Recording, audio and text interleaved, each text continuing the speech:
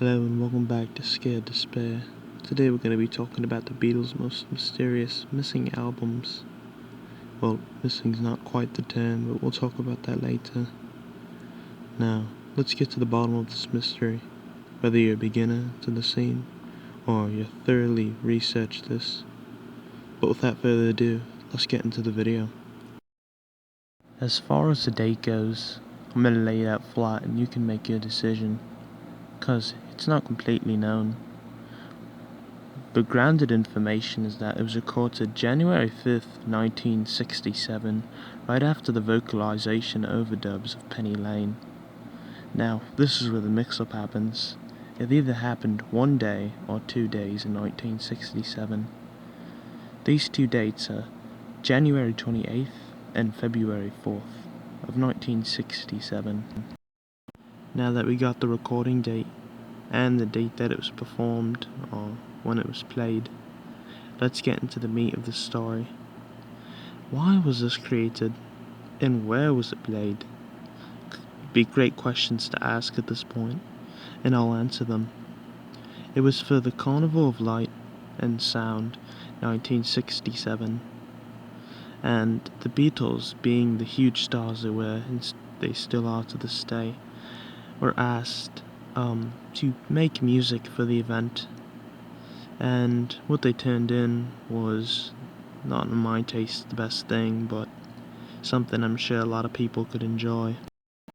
Now, I can't compare it completely, but by the description of it being abstract and instrumental and vocals, but nothing in English or any other language, I'd have to think back to number 9, or Revolution number 9, rather, because it's an abstract song with not much bass to it. Now, it's not my cup of tea, but I'm sure there's a fan base for it, and actually I know there is. Now you might be wondering, what's the big deal? A song the Beatles make back in the 60s. And you might be saying, well, what's it? What is it? I want to listen to it. Or maybe you're thinking you already have. But let me tell you, you haven't listened to this song, as it's never been released. Any releases unofficial on YouTube are completely false, as Yoko Ono, the owner of John Lennon's music rights, has restricted the song from being released because she doesn't like it.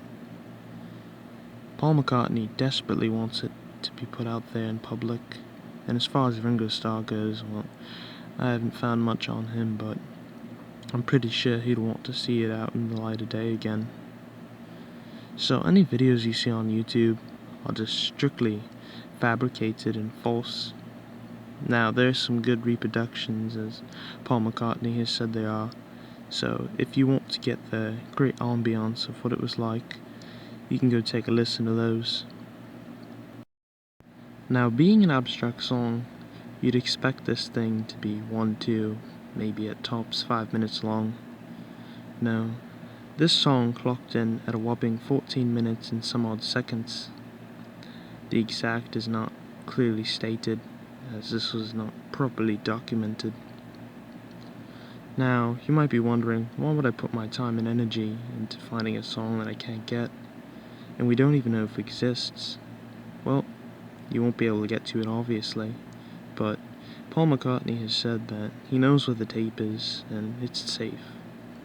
As a piece of Beatle history, I sure hope it does, but it is likely to never see the light of day, and a lot of fakes are out there, so even if it did, it'd be completely covered in the rubbish that is recreations, and not down-putting those videos, because some of them are very well made. So as a bit of a wrap-up, let me explain everything again. A song recorded in 1967 that was played at a festival has never seen the light of day, and most likely won't. So, does that leave you uneasy? If you're a Beatles fan, the answer might change. For me personally, I don't care too much, as I'm not a fan of the abstract art, but it would be nice to see something like that be out in public again. Now, if you've enjoyed today's video, please consider subscribing and liking the video, Remember, subscribing is free and unsubscribing is free, so feel free to do so. And enjoy the rest of your day or night, and